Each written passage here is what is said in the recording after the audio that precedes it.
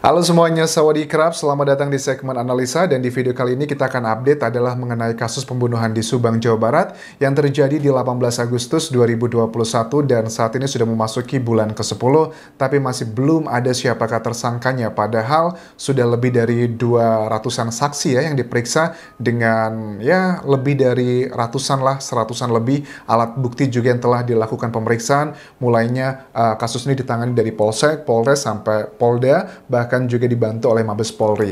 Ini juga menjadi sebuah PR yang sangat luar biasa. Dan teman-teman sudah banyak sekali yang DM ke Instagramku dan juga komen di channel YouTube ini mengenai langkah terbaru yang diambil oleh Yoris ya.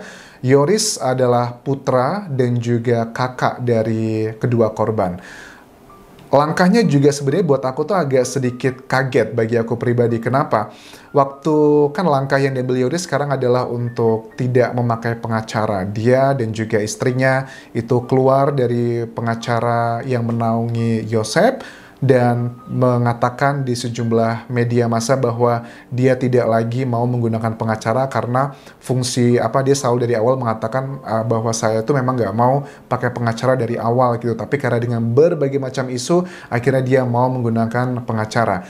Bagi aku juga hal yang sangat cukup mengganjal, apalagi pada saat akhir tahun 2021 lalu kan ya, pada saat si Yoris itu kan berubah haluan dari pengacara yang lama, yang notabene itu adalah membawahi Danu juga, kemudian pindah ke pengacaranya Yosep, yang menjadi satu tim begitu. Itu kan aku melihat banyak yang menilai masyarakat pada saat itu ada video-video yang mempertunjukkan kebersamaan mereka. Dinilainya adalah Yoris sepertinya tertekan atau langkah yang macam-macam lah ya. Tapi dikejutkan lagi dengan sekarang berganti tidak mau menggunakan pengacara. Ini maksudnya apa sih Anjas kalau menurut kamu? Jadi kalau menurut aku gini teman-teman ya, bahwa yang dilakukan Yoris ini terlepas dari kita bahas apakah ini salah satu strategi yang dilakukan dia untuk mencari keadilan atau tidak, tapi menurut aku secara hitung-hitungan hukum memang yang paling kita nggak ngebahas, karena aku bukan hakim ataupun juga penyidik ya. Kalau aku melihat dari data-data jejak digital, memang hal-hal yang memberatkan Yoris secara alat bukti gitu ya, yang sudah tersebar, itu memang sangat sedikit sekali teman-teman. Boleh dibilang, aku belum menemukan adalah hal yang memberatkan untuk alat bukti ke Yoris. Tapi kalau aku bandingkan menuju ke saksi Danu ataupun juga saksi Yosep, kedua orang ini ada beberapa alat bukti yang cukup memberatkan. Mungkin hitung-hitungannya kalau secara aturan hukum, ya lebih baik saya tanpa pengacara karena dua orang yang saya sebutkan tadi itu mungkin itu adalah orang yang paling banyak ada potensi untuk menjadi tersangka. Dugaannya adalah seperti itu. Tapi gini, kalau aku lihat ada beberapa orang yang menilai bahwa bisa aja Anjas, Yoris ini adalah orang yang sangat pragmatis gitu kan ya. Dia kayaknya seperti politisi gitu. Ya politisi kan kita tahu lah ya, tidak ada teman ataupun musuh yang abadi. Semua itu adalah tergantung kepentingan. Apakah ini Yoris bersifatnya seperti itu? Hanya mencari sesuatu hal yang sifatnya adalah menguntungkan dia aja. Tapi kalau Yoris mengatakan tujuan dia tidak memakai pengacara dari awal sampai sekarang ini, tujuannya adalah karena ingin mengawal kasus dari Subang ini untuk mencari tahu siapakah pelaku sebenarnya. Which is, itu aku sangat menghargai sekali. Apalagi kan sekarang sudah 10 bulan ya teman-teman. Terus juga kalau aku lihat ya, aku bandingkan. Kalau ini secara umum aja teman-teman, antara Yosep, Yoris, terus juga Danu, dan juga istri dari Yoris ya, Yanti. Ini kan 4 orang yang memang suka nggak suka adalah mencuri perhatian masyarakat Indonesia. Kalau dari kita coba secara umum aja teman-teman, alat-alat bukti yang boleh dibilang ada indikasi ke sana ini boleh dibilang tidak valid ataupun juga valid, terserah kalian. Tapi ini adalah kalau kalian mengikuti kasus ini dari awal, cek di video-video aku sebelumnya ada lebih detail kenapa aku mengatakan A, B, C, dan D. Tapi hal-hal yang aku sampaikan ini semuanya ada dasarnya. Jadi kalian bisa cek di video-video sebelumnya, tapi akan aku rangkumkan. Kalau untuk Danu, itu ada beberapa hal yang sangat cukup memberatkan. Data-data dari jejak digital misalnya adalah mengenai DNA puntung rokok. Kemudian juga mengenai luka di tubuhnya, luka di kakinya si Danu. Kemudian juga anjing pelacak. Kemudian juga mungkin ada beberapa jejak dan ada hal-hal yang lainnya.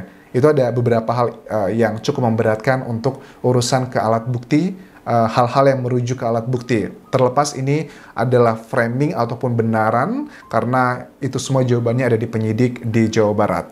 Itu adalah untuk si Danu. Sedangkan saksi Yosep, yang memberatkan dia adalah seperti kalian tahu, aku menemukan adalah hanya mengenai noda merah atau noda darah yang berada di bajunya Yosep. Bukan di jaket, tapi di bajunya Yosep. Yosep sudah mengatakan ada 2 titik noda sangat samar-samar hambar yang disampaikan di sejumlah media nasional Indonesia.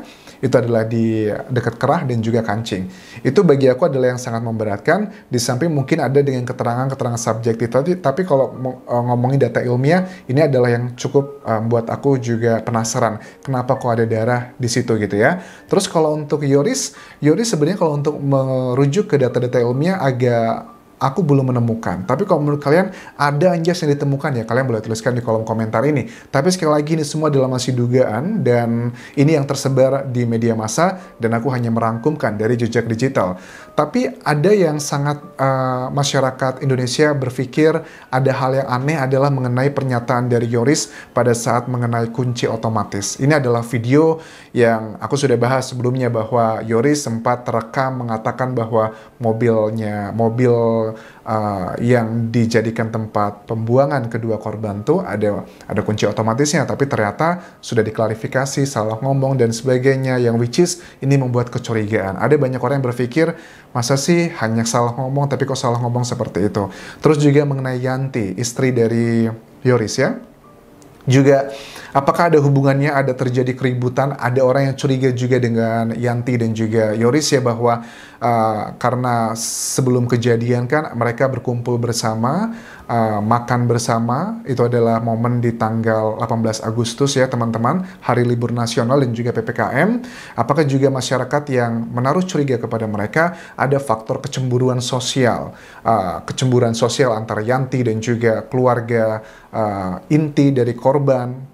Itu adalah hal-hal yang nggak bisa kita tutup mata ada ke arah sana. Tapi untuk hal-hal untuk Yanti dan juga Yoris itu sifatnya adalah asumsi dan juga adalah subjectivity yang sangat tinggi. Tapi kalau untuk kedua saksi yang lainnya itu adalah hal-hal yang sifatnya adalah berhubungan ke data ilmiah yang kita juga nggak bisa menyatakan itu 100% benar, karena takutnya juga ada unsur framing, ada juga takutnya unsur memang beneran tidak sengaja, atau ada unsur-unsur yang lainnya nggak bisa kita prediksi. Nah, ini juga masih menjadi PR ya untuk penyidik di Jawa Barat, karena dengan kasus ini yang begitu mengulur waktu, kasiannya adalah kalau seandainya 4 orang ini sebenarnya bukanlah tidak terlibat dalam kasus ini dan terus dilur-ulur begitu aja. Ini kan mereka sudah dihakimi oleh sebagian netizen, sebagian masyarakat di Indonesia dengan opini mereka masing-masing, dan kalau tidak segera ditentukan siapakah tersangkanya, ini kayaknya sudah lebih dari sekedar penjara gitu, karena mereka pasti akan sulit untuk melakukan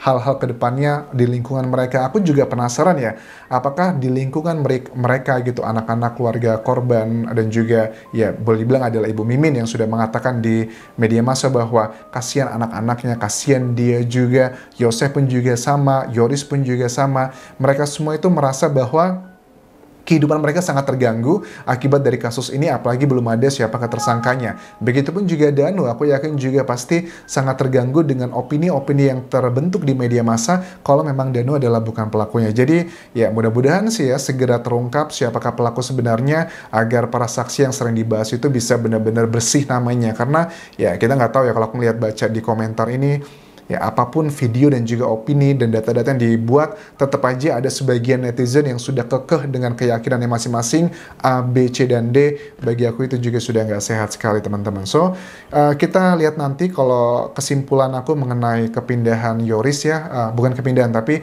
Yoris tidak lagi memakai pengacara, itu adalah hak pribadi dari setiap orang. Tapi apakah ini adalah sebuah manuver yang tujuannya adalah pure untuk mencari tahu siapakah pelaku sebenarnya dari pembunuhan Ibu Tuti dan juga Amel? Mudah-mudahan itu adalah fakta yang seperti dinyatakan oleh Yoris seperti itu, atau jangan-jangan ini ada sebagian netizen yang berpikir Yoris lebih kayak politisi, tidak ada teman, tidak ada musuh yang abadi. Siapa tahu aja nanti jangan-jangan Yoris akan ngobrol dengan satu tim lagi dengan Danu atau dengan Yosef lagi, karena ada banyak hal yang sepertinya unpredictable ya. Kita nggak bisa menutup mata ya, kalau di awal-awal Agustus, September, kita bisa melihat begitu banyak emosionalnya Yoris gitu kan ya. Saat itu sangat menyatakan banyak hal negatif mengenai Yosef. Tapi sekarang kita melihat mereka dulu ya, nggak tahu sekarang apakah masih satu tim atau tidak. Satu tim itu maksudnya yang masih hubungannya baik-baik aja atau tidak, aku nggak tahu mengenai hal itu.